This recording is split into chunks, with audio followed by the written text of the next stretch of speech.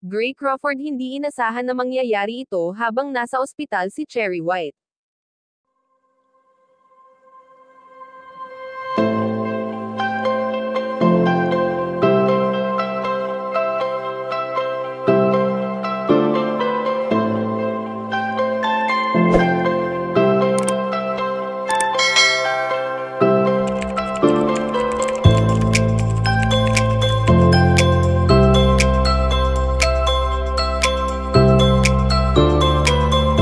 Sino nga kaya ang babaeng ito na dumating at agad na niyakap ang fiancé ni Cherry White habang nasa ospital ang vlogger?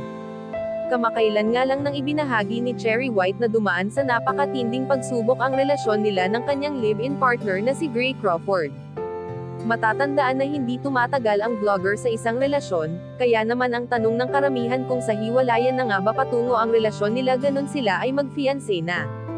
Subalit agad itong pinabulaanan ni Gray Crawford na hindi niya iiwan ang vlogger, dahil sa maliit na bagay lamang bagkus ay nagpalamig lamang ito at umuwi rin sa piling ni Cherry White.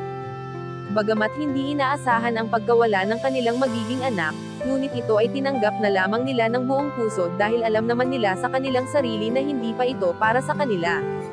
Sa ngayon nga ay ayon sa aming impormasyon na nakalap na hindi inaasahan ni Gray Crawford na mangyayari ito habang nasa ospital ang kanyang fiancé na si Cherry White. Ang pagdating ng kanyang mama ay isa sa napakagandang regalo na natanggap ni Gray Crawford, at hindi niya lubos akalain na uuwi ito bago pa man sumapit ang kanyang kaarawan. Hindi man naging madali ang lumipas na araw sa pagsasama ng magkasintahan ay heto sila at patuloy na bubuo ng memories.